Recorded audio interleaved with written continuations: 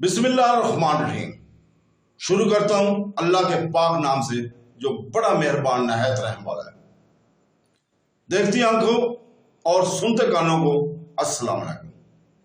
बहनों, भाइयों, दोस्तों और बुजुर्गों, आज की हम इस इस्लामी वीडियो में हम सालाह इब्न अली की स्वानहियात को पेश कर रहे हैं, जो एक मुमताज जंगजू रहनुमा हैं जिनकी शराकत ने तारीख के तारे को तश्कील दिया। इनकी जिंदगी का तफसीली जायजा लेकर हम इनकी अस्करी कामयाबियों, कायदाना खसूसियात और इनके इक़्तिदामात की सकाफती अहमियत को बयान कर रहे हैं। मुकम्मल वीडियो देखें और जानें कि सालाह इब्न अली के लाजवाब असरात और इनकी कहानी हमें हिम्मत और अज़म के बारे में क्या सिखाती है। अगर वीडियो आपको अच्छी लगे तो अपने दोस्तों और रिश्तेदारों को भी शेयर करें ताकि वो भी इससे मुस्तफीद हो सकें।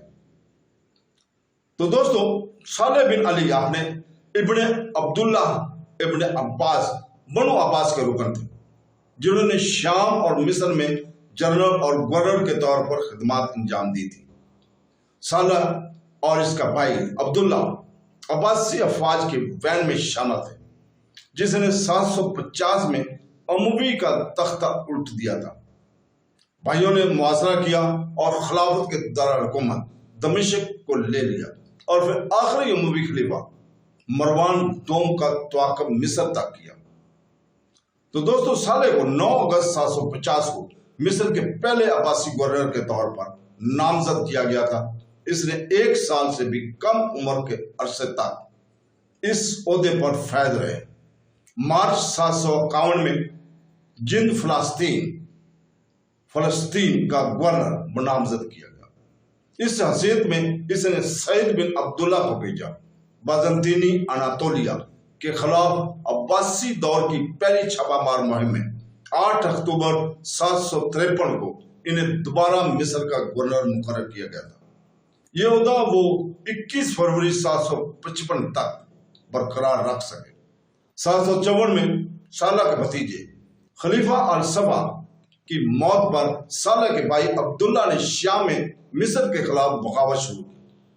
नया खलीफा अल-मंसूर ये दावा करता है कि इसे मरने वाली सबा ने अपने जानशीन नामजद किया था। सालाह ने अपने भाई की बगावत में शामिल होने से इनकार कर दिया और यहाँ तक कि इसे दबाने में मदद के लिए शाम में फौजें भेज दी। इसने अब्दुल्ला के फलस्तीन के गवर्नर अल-हकम इब्न दय्यान से तसादम किया और इस शिकस्त दी। इसके बाद अब्दुल्ला को अबू मुस्लिम ने शिकस्त दी और मंसूर को तस्लीम करने पर मजबूर किया। तो दोस्तों, अब्दुल्ला की बगावत के बावजूद सालाह और इसके खानदान को शाम में सबसे बड़े अब्बासी ताकतवर के तौर पर कायम किया गया। ये ओहदा वो अगली निसफ सदी तक बरकरार रहे, जिसके सालाह के बेटे अल-फजल इब्राहिम और अब्दुल मलिक सब भी शाम और मिस्र में गवर्नरी के ओहदे पर फैज रहे। सालाह ने इस इलाके में अमवी खानदान के ज्यादातर वसी जायदादें भी अपने लिए मुख्तसर कर ली थी। इसके अलावा इसने अब्बासी बाज़ंतीनी सरहद को मजबूत बनाने में साहूर साबिक बाज़ंतीनी शहरों मलतईन, मलताया और मराश और अल-मसिया पर दोबारा कब्जा करने और दोबारा तामीर करने में अहम किरदार अदा किया था। शाम में उनकी वफात शाम में 769 में वफात पाई। तो दोस्तों, बहनों, भाइयों और बुजुर्गों, कल हम जंगजू अबू मुस्लिम की स्वानहियात को बयान करने जा रहे हैं। तो दोस्तों, कल तक के लिए इजाजत। अल्लाह हाफ़िज़।